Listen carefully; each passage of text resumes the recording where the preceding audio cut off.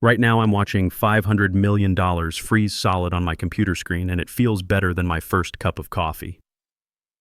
The server room hums around me like a mechanical heartbeat, all those racks blinking green, green, green in the darkness. I can smell the ozone from the cooling systems mixed with stale coffee and that particular scent of electrical equipment running hot. It's 4:47 a.m. on a Wednesday morning in downtown Chicago, and for the first time in 12 years, I'm not here to fix anything. I'm here to watch it all break. My name's Caleb Rodriguez. I'm 58 years old, and today I'm going to teach a 29-year-old CEO why you don't fire the guy who built your entire digital empire over a LinkedIn post. But let me back up a bit. 3 days ago, I had a corner office on the 42nd floor of Pinnacle Financial Group. Chief Technology Officer, the guy who designed and maintained the trading platform that moves $500 million a day without breaking a sweat. For 12 years, I've been what they call the digital janitor, cleaning up algorithmic messes while the suits upstairs count their bonuses. Here's the thing about financial technology. It's not glamorous. It's not innovative. It's about reliability. When a pension fund in Ohio wants to buy 100,000 shares of Microsoft, they don't care if your code is written in the latest trendy language. They care that the trade goes through in 3.2 milliseconds without losing a penny. That's what I built. A fortress that handles 8,000 trades per second during peak hours and never, ever breaks. The company was founded by Caleb Martinez, Big Cal we called him. Tough old guy who started the firm with nothing but a borrowed Dell computer and pure stubbornness. He understood that technology wasn't just support, it was the foundation. When he died 8 months ago, I actually took a personal day, not because I was emotional, because I knew what was coming. Enter Rachel Adams. 29 years old, MBA from Stanford, and about as much understanding of trading systems as my ex-wife had about fixing carburetors. Don't get me wrong, Rachel's smart, real smart, but there's book smart, and there's been in the trenches at 3 a.m. fixing a critical system smart. She had one of those. I had the other. Rachel brought in her own crew, young, eager, full of buzzwords like digital transformation and disruptive innovation, the kind of people who think experience is baggage and assume anything built before 2020 is automatically obsolete. Leading this parade was Ashley Wilson, 24 years old, fresh from some coding boot camp, calling herself an AI/ML specialist. Ashley looked at our rock-solid C++ foundation like it was cave paintings. "This legacy architecture is totally holding us back," she announced during her first team meeting. "We need to migrate everything to a microservices framework with AI-driven optimization. The current system is basically digital archaeology. Digital archaeology, the system that had processed over $60 billion in trades without a single settlement error, was digital archaeology. My routine was sacred. Get in at 4:30 a.m., check the overnight Asian market feeds, monitor the settlement protocols, run diagnostics on the core systems. It was a rhythm I'd perfected over more than a decade. The system purred like a well-tuned Harley because I knew every bolt, every circuit, every line of code that made it tick. I'd trained most of the junior developers myself. Guys like Justin Parker, who I'd hired straight out of Northwestern. Smart kid reminded me of myself 30 years ago, eager to learn, respectful of the systems that came before him. Not like these new hotshots who thought they could rebuild Rome in a weekend. Then came the LinkedIn post. It was Tuesday morning, markets were humming along nicely, and I was deep in analyzing some latency spikes when the notification popped up. Rachel had shared one of those generic leadership memes. You know the type. Sleek modern office, inspirational text, the whole 9 yards. This one showed a glass conference room full of young executives, and the caption, "The future belongs to leaders who aren't afraid to disrupt old paradigms and embrace change." Below it, she'd written her own little essay, excited to continue transforming Pinnacle Financial. Sometimes you have to clear out the old guard to make room for innovation. Legacy thinking is the enemy of progress. #leadership, #innovation, #digital transformation. Old guard, legacy thinking. After 12 years of keeping their lights on, making sure their trades executed flawlessly, preventing the kind of catastrophic failures that could sink a company overnight, I was the old guard. My fingers moved before my brain could stop them. I posted a simple reply. Experience beats enthusiasm every time. Some foundations are worth preserving. I added a GIF of an old craftsman working on a piece of fine furniture. Patient, skilled, taking his time to get it right. Apparently that was a mistake.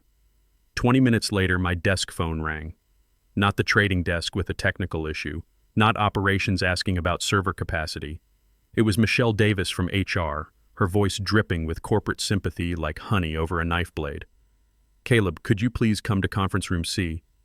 Rachel would like to have a conversation about alignment and company culture. Right there. That's when I knew. You don't work in corporate America for as long as I have without recognizing the sound of an execution being scheduled. Alignment. Company culture. Those are death phrases. Nobody calls you for a culture chat when the quarterly numbers look good. I looked at my monitors. Everything green, everything running smooth as silk. 99.97% uptime, 0 critical errors, latency holding steady at 2.8 milliseconds. I'd spent 12 years building a fortress, and now I was being called to the throne room by someone who thought experience was dead weight. I grabbed my coffee mug, the one Big Cal gave me with World's Okayest CTO printed on it, and walked through the maze of cubicles, past the junior developers, guys I'd mentored, systems I'd architected from scratch. They kept their heads down. Smart move. They could smell what was coming like animals before an earthquake. Conference room C was one of those glass fish bowls that management loves because it makes everything look transparent while giving them a perfect stage for corporate theater. Rachel was sitting behind the conference table like she was conducting a board meeting, even though it was just her, Michelle from HR, and Ashley hovering in the corner with her laptop open to what looked like a PowerPoint about legacy code migration strategies. Rachel didn't even look up when I walked in. She was studying some papers like they contained the secrets of the universe instead of whatever HR checklist they use for firing people these days. Caleb, please sit. We need to discuss your recent social media activity and how it aligns with our cultural transformation initiatives. I stayed standing. Old habit from the Army. You don't sit down when you're about to get court-martialed. My social media activity? Your response to my LinkedIn post felt dismissive and resistant to change. We're trying to build a culture of innovation and forward thinking, and comments like yours send the wrong message to the team. Ashley piped up without taking her eyes off her screen. Yeah, like the whole foundation's worth preserving thing. That's exactly the kind of legacy mindset that's holding back our digital transformation. We need to embrace disruption, not defend old systems.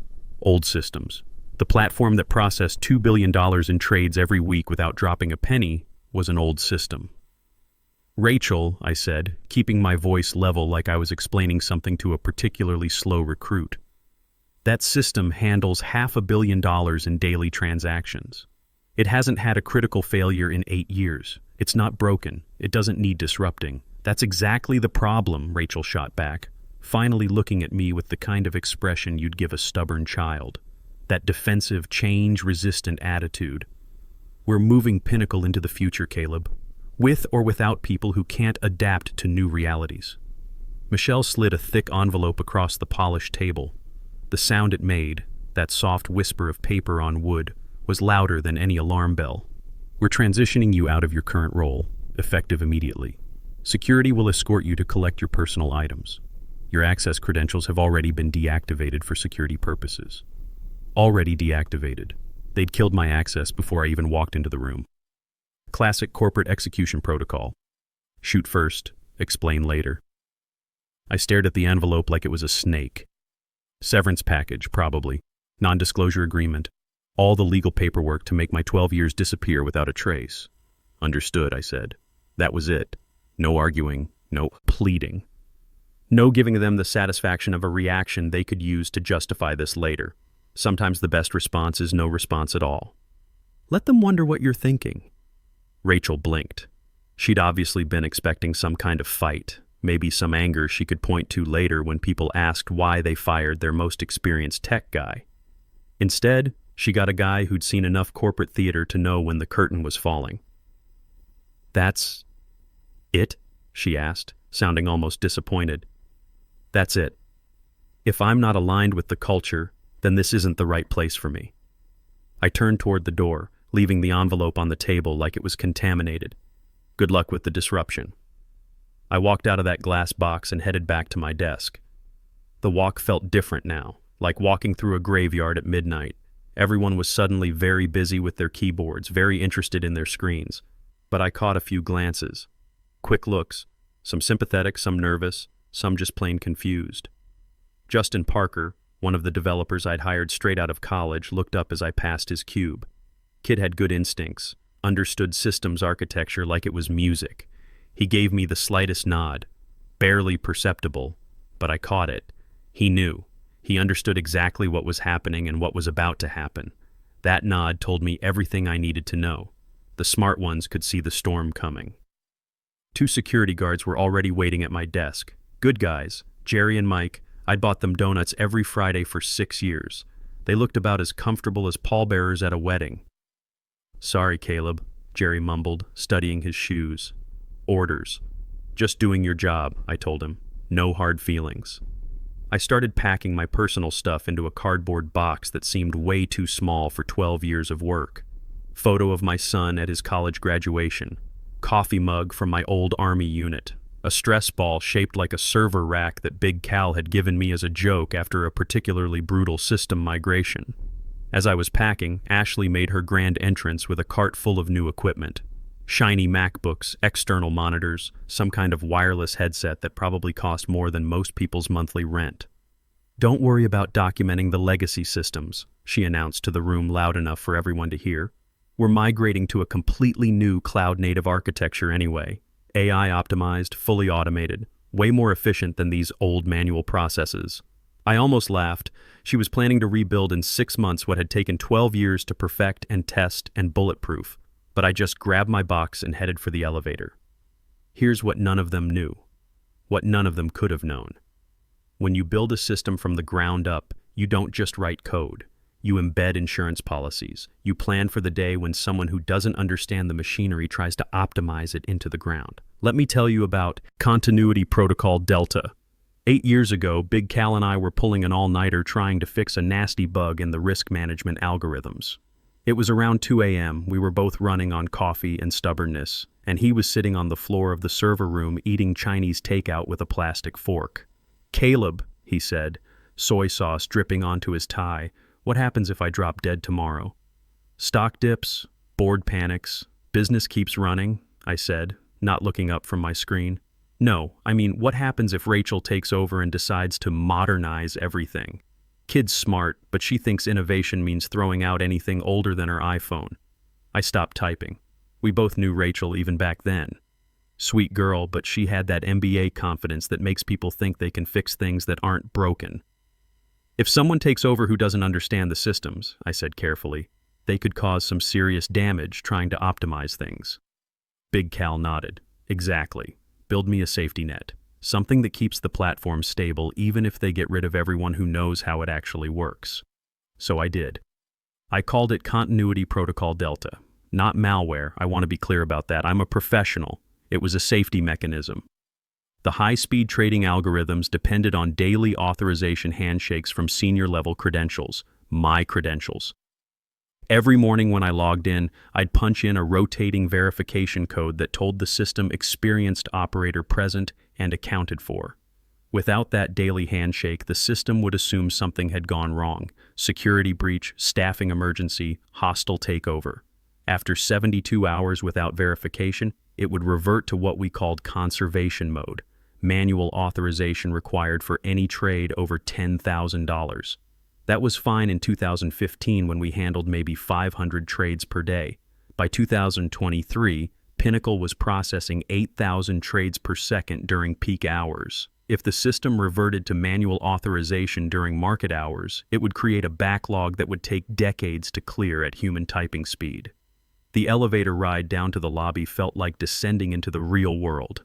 The Muzak was playing some jazz version of Don't Stop Believin', which seemed pretty ironic considering a lot of people were about to stop believing in their job security. I took the L train home to my apartment in Lincoln Park. For the first time in 12 years, I wasn't carrying a work phone, wasn't monitoring server alerts, wasn't mentally calculating system optimizations. I just sat on the train watching Chicago roll past the windows, thinking about the digital timer that was now counting down somewhere in the depths of Pinnacle's server farm. Wednesday passed quietly. I actually went grocery shopping during normal business hours, which was weird. Ran into neighbors I hadn't talked to in years because I was always either at the office or unconscious. Got a few sympathetic texts from colleagues, but I kept my responses short and professional. No point burning bridges or giving anyone ammunition for later. Thursday morning brought the first signs of trouble. Ryan Collins from operations called around 9 a.m. "Hey Caleb, sorry to bother you, but we're seeing some weird latency spikes in the settlement processing. Nothing major, but Ashley says it's probably just optimization variants from her new monitoring scripts. You ever see anything like this before?" "Probably just needs a system restart," I said, sipping my coffee. "Try the standard troubleshooting protocols." "Yeah, that's what Ashley suggested too." "Thanks, man. Hope this whole thing blows over soon." It wasn't going to blow over. What Ryan was seeing was the system getting nervous, like a guard dog when its owner doesn't come home. The trading engine was running fine, but it was starting to log unusual authentication requests. Small hiccups, warning signs that only someone with 12 years of experience would recognize. Thursday afternoon brought more calls. Server temperatures running higher than normal, probably because Ashley had cranked up the air conditioning to 75 degrees because she was chilly. These systems needed to run at 65 or below. API responses timing out intermittently. Nothing catastrophic yet, just the digital equivalent of an engine running rough. By Thursday evening, the system had been without my authorization handshake for 48 hours. I imagined the code executing in the server room. Silent lines of logic checking and rechecking, looking for the daily validation that wasn't coming. System status: Senior Administrator absent. Last authentication: 48 hours. Condition: yellow. Action: prepare conservation protocols. Friday morning at 9:30 a.m., the Chicago Mercantile Exchange opened for business. At exactly 9:47 a.m., Continuity Protocol Delta reached its 72-hour threshold and activated conservation mode. My phone, my personal phone, started buzzing with Twitter notifications from financial news feeds I still followed. I made coffee and opened my laptop to watch the show. The first tweets were confused rather than panicked. Anyone else seeing delays on Pinnacle execution? Order stuck pending for 2 minutes. Pinnacle platform acting weird. Can't exit my position. WTF? By 9:35 the tone changed. Pinnacle system down, losing money every second. This is insane. 8-minute order delays on Pinnacle. Something is seriously wrong. Beautiful. The system wasn't down. It was working exactly as designed. Every trade was being logged, acknowledged, and queued for processing. But instead of executing automatically at light speed, each transaction over $10,000 was politely asking for manual keyboard authorization from a senior administrator.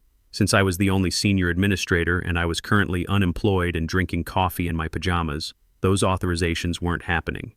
The queue was backing up exponentially. At 9:30, there were maybe 100 trades waiting. By 9:45, there were 10,000. By 10 OT, the system had logged 50,000 pending transactions with an estimated processing time of 3.2 years if someone started typing authorization codes right now and didn't stop to eat or sleep.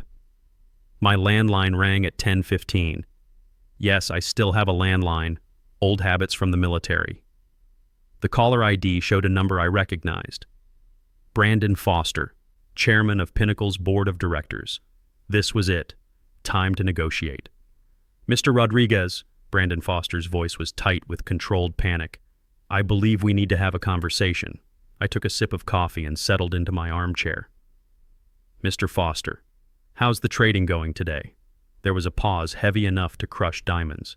I could hear shouting in the background, probably the trading floor having a collective nervous breakdown. "Cut the games, Caleb.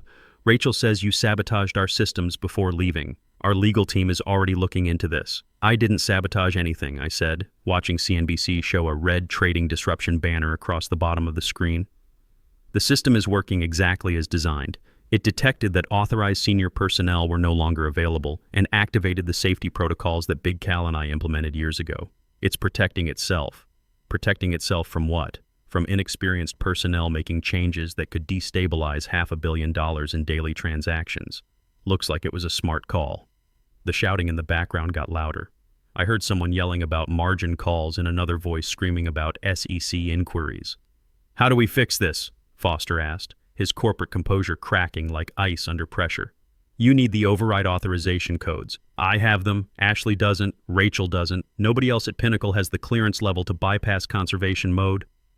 "Fine, consulting fee, whatever your rate is, just get down here and enter the codes." I laughed. Couldn't help it. "Mr. Foster, I don't work for Pinnacle anymore, remember?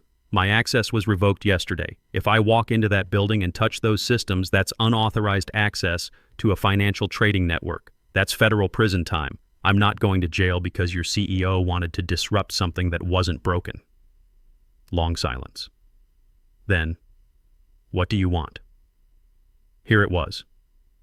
The moment I'd been building toward for 72 hours. I want Rachel to understand that experience isn't the enemy of innovation.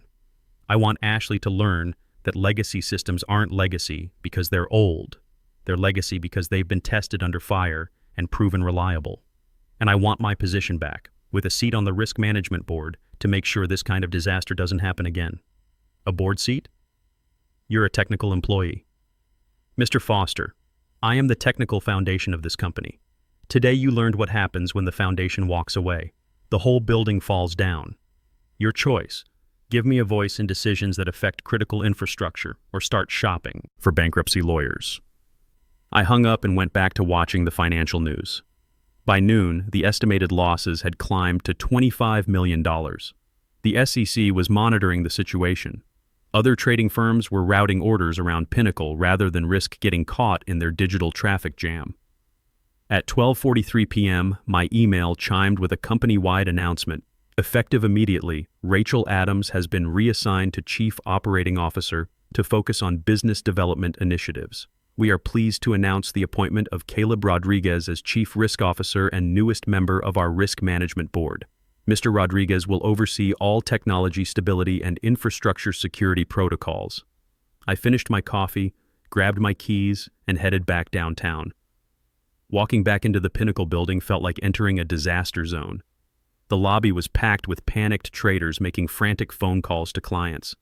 The elevators were jammed with executives and lawyers rushing between floors. When the 42nd floor doors opened, the noise hit me like a physical force. Not the usual hum of business, but pure chaos. I walked straight to the server room. Foster was there with half the board, all standing around looking helpless while Ashley frantically typed commands that the system politely ignored. She looked like she hadn't slept in 24 hours. "Status report," I said. Foster nearly collapsed with relief. 3.2-year backlog. System won't accept any override commands. Ashley's been trying to restore normal processing for 4 hours. I sat down at the main console. The screen showed the familiar manual authorization required. Senior Administrator access-only prompt I'd designed 8 years ago. I placed my hand on the biometric scanner and entered my personal override sequence. The screen flickered. Red warning text vanished, replaced by a progress bar. Restoring automated processing. Validating queue. 25% complete. The room went dead silent except for the hum of cooling fans. Then the magic happened. The backlog began clearing like water through a broken dam. 10,000 trades processed. 50,000. 100,000. I turned around to face the room. Systems are back online. Latency is normalizing to 2.9 milliseconds. Full functionality restored in approximately 20 minutes. Rachel was standing against the wall, no longer the confident disruptor who'd fired me 3 days earlier. She looked like what she was, a smart young executive who'd just learned a very expensive lesson about the difference between managing people and understanding systems. "Ashley," I said, "find me the documentation on the overnight settlement protocols. Start reading. You're going to understand how this platform actually works before you touch another line of production code." Ashley nodded, the attitude completely gone. "Yes, sir." I looked at Rachel. "Nothing personal. But next time you want to disrupt something, make sure you understand what you're disrupting first. Some foundations really are worth preserving." She nodded quietly. "Understood. I apologize for the hasty decision. The next few months were about rebuilding trust and establishing proper protocols. I set up a mentorship program pairing senior developers with junior staff. Ashley, to her credit, turned out to be a fast learner once she stopped assuming she knew everything. even earned some respect for her willingness to admit mistakes. Rachel and I developed a working relationship based on mutual understanding. She handled business strategy, I handled technical infrastructure, and we both made sure the other understood the implications of major decisions before implementing them. That's the story. How a 58-year-old former soldier used 12 years of institutional knowledge and one carefully placed safety protocol to remind a company why experience matters. I'm still there, still making sure the systems run smooth, still training the next generation of developers. The difference is, now they listen. Now they understand that just because something was built a decade ago doesn't mean it's obsolete. Sometimes the foundation is the most important part of the building. And here's the thing they don't know. I never actually removed Continuity Protocol Delta from the system. It's still there, buried deep in the code, waiting quietly. Foster asked me to deactivate it once things settled down. I told him I did. I lied. Because you never know when the next Rachel might walk through the door. You never know when the next disruptor might try to fix something that isn't broken. And when that day comes, the system will remember who built it, who protected it, and who really holds the keys. That's Caleb Rodriguez, Chief Risk Officer, signing off. The servers are humming, the trades are flowing, and the foundation stands strong.